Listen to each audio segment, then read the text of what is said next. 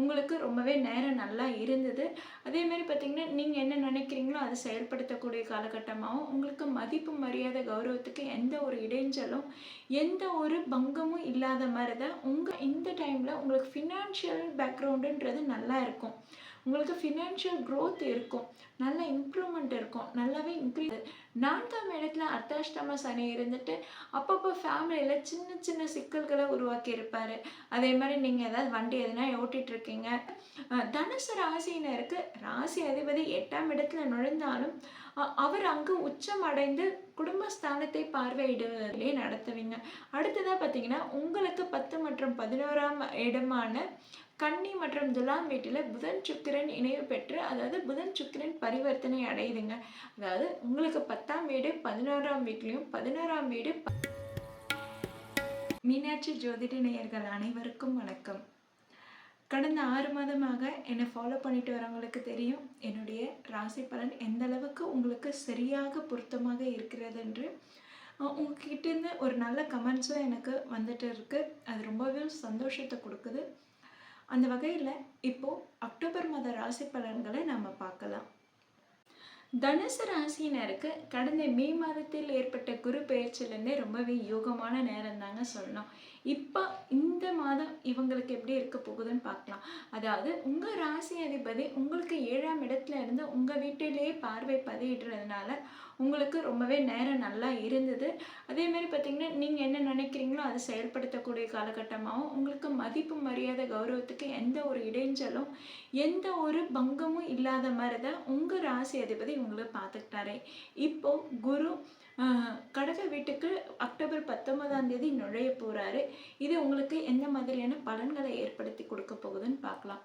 அதாவது குரு உங்களுக்கு 7ஆம் இடத்துல இருந்து உங்களுக்கு பார்வையிட்டார், உங்கள் வீட்டையே பார்வை செஞ்சார். இது உங்களுக்கு நல்ல பலத்தை ஏற்படுத்தி கொடுத்தது. என்ன பண்ணலாம், ஏது பண்ணலான்ற ஒரு தெளிவான சிந்தனையை கொடுத்தது.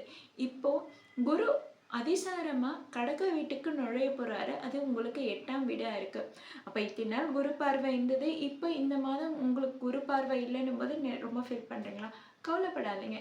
ஏன்னா குரு அங்கே உச்சம் அடைகிறாரு. குரு உச்சம் அடைகிறதோடு உங்களுக்கு 2ஆம் வீடான குடும்பஸ்தானத்தை பார்க்குறாரு.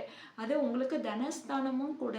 ஆக குரு உங்களுக்கு 2ஆம் இடமான மகர வீட்டை பார்க்குறதுனால பார்த்தீங்கன்னா, கண்டிப்பாக இந்த டைமில் உங்களுக்கு ஃபினான்ஷியல் பேக்ரவுண்டுன்றது நல்லா இருக்கும்.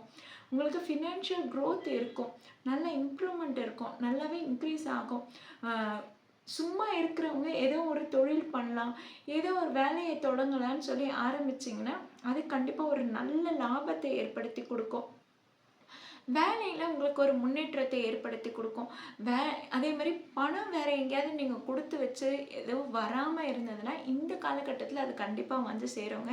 ஏன்னா உங்களுக்கு 2ஆம் இடத்த குரு பார்வை, அதாவது உங்கள் ராசி அதிபதியோட பார்வை விழுதுன்னும் போது கண்டிப்பாக உங்களுக்கு குடும்பத்துலேயும் சரி வெளியிலையும் சரி ஒரு நல்ல மரியாதையை ஏற்படுத்தி கொடுக்கும், நல்ல லாபத்தையும் ஏற்படுத்தி கொடுக்கும்.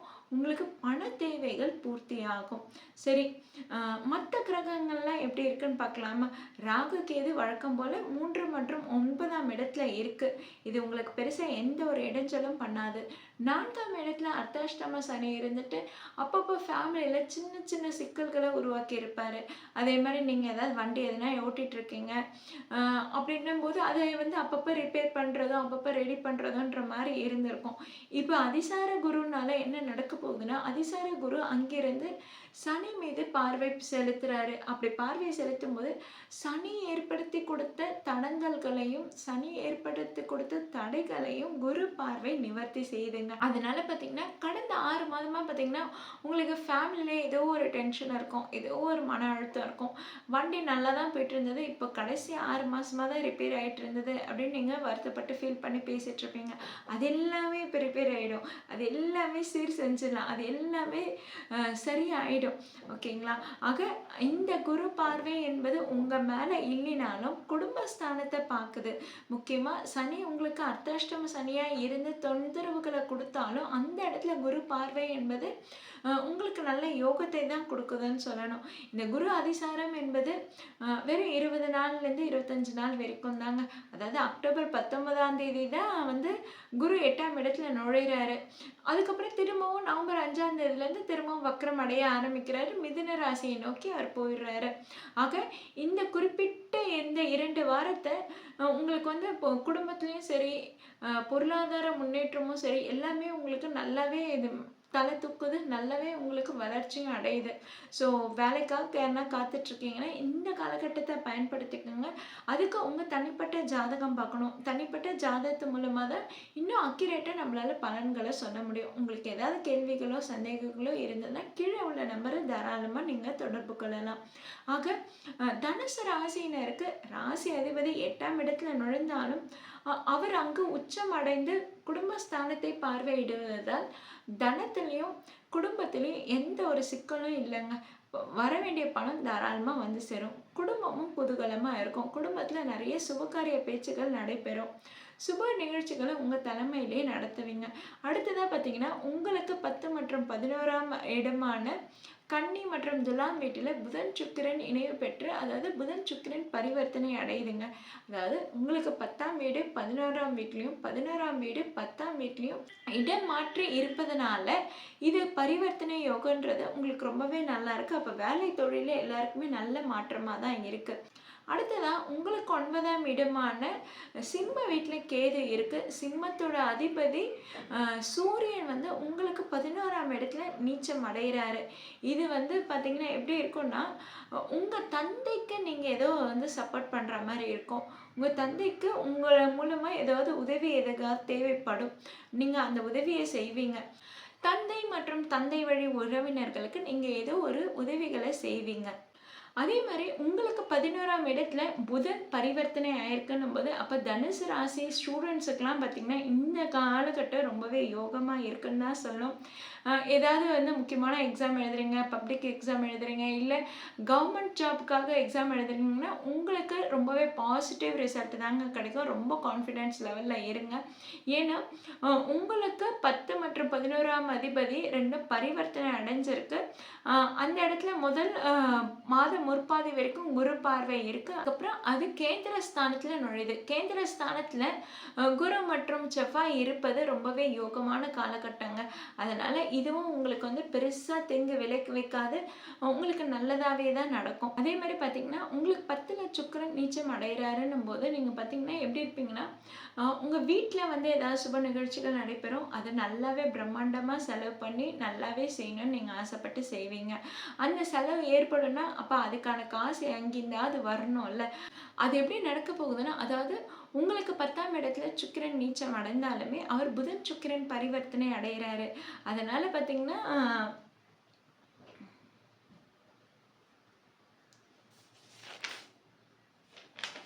புதன் சுக்கிரன் பரிவர்த்தனை அடையுது. அதனால பார்த்தீங்கன்னா குடும்பத்தில் சுப நிகழ்ச்சிகள் நடைபெறும். அந்த சுப நிகழ்ச்சிகள் சுப பேச்சுக்கள் வீட்டில் சுப நிகழ்ச்சிகள் நடைபெறும்.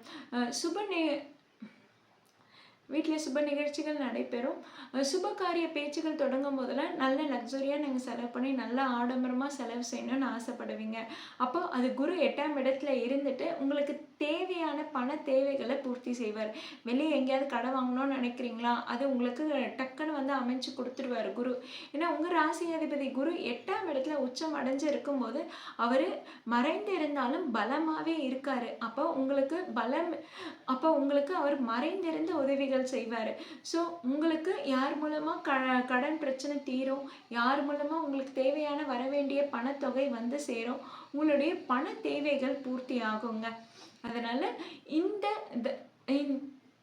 அதனால உங்கள் ராசி அதிபதி மறைவு ஸ்தானத்தில் நுழைந்தாலுமே மற்ற கிரகங்கள் மூலமாக உங்களுக்கு நல்லது தாங்க நடைபெற போகுது.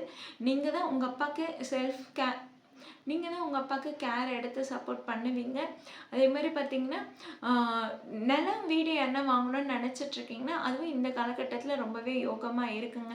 ஏன்னா உங்களுக்கு 11ஆம் வீட்டில் அக்டோபர் மாதம் 27ஆம் தேதி வரைக்கும் செவ்வாய் அங்கே தான் இருக்கிறாரு. இதில் அக்டோபர் 19ஆம் தேதி வரைக்கும் அங்கே குரு பார்வை இருக்குன்னும் போது அப்போது வீடு நிலம் வாங்கணும்னு யாரெல்லாம் காத்துட்ருக்கீங்களோ அவங்களுக்கெல்லாம் சட்டன் முடிஞ்சிடுங்க.